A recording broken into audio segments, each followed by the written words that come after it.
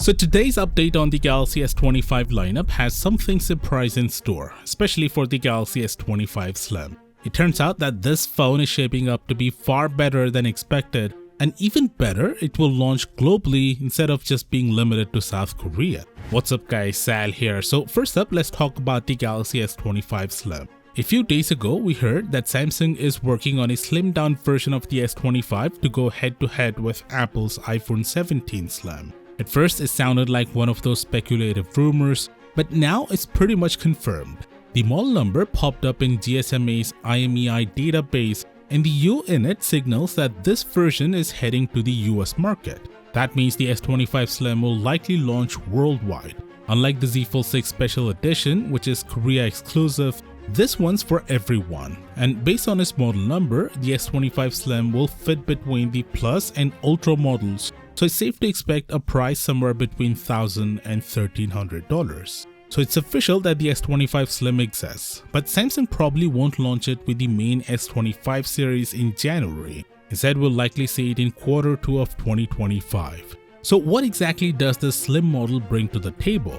From what we're hearing today, it's offering more than what we initially thought.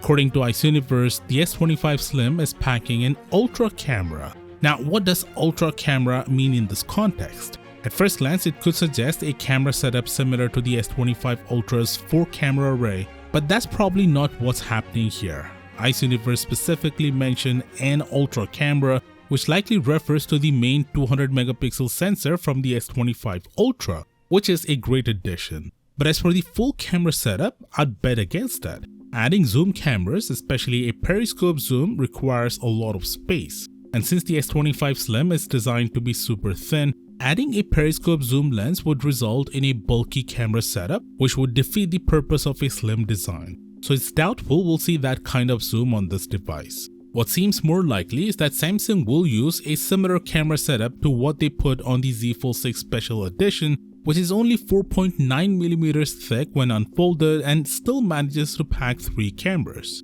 If Samsung can fit a solid triple camera system into a device that thin, they should be able to do something similar with the S25 Slim. So expect a powerful main camera, but maybe not the complete Ultra setup.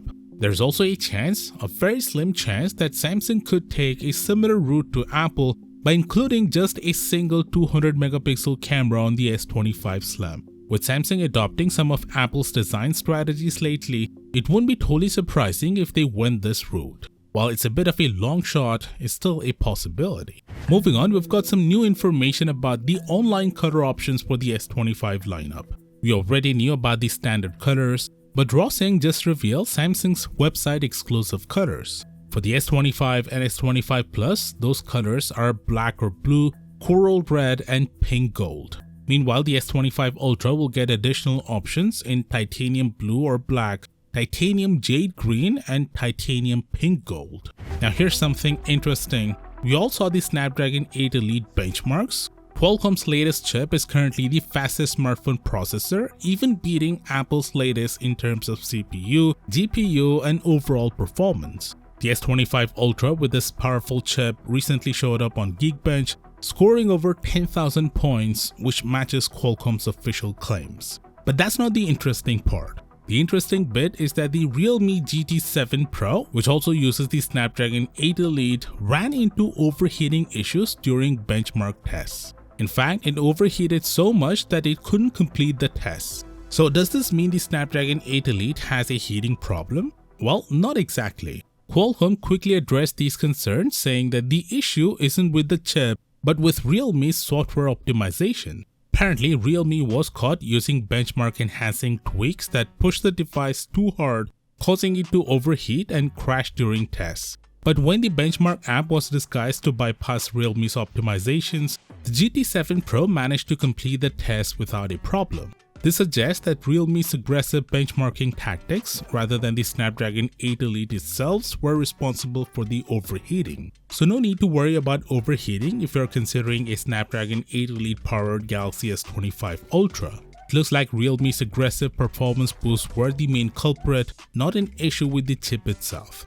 Building a phone is one thing, but creating a well-optimized device with excellent thermal management and solid software is another. And Samsung has nailed this with its recent flagships, so I'd say there's little reason to worry. By the way, if you're interested in the Tab S10 Plus or Ultra, Samsung is currently offering an extra $100 credit with enhanced trade-in. The offer link is in the description. I'll see you in the next one.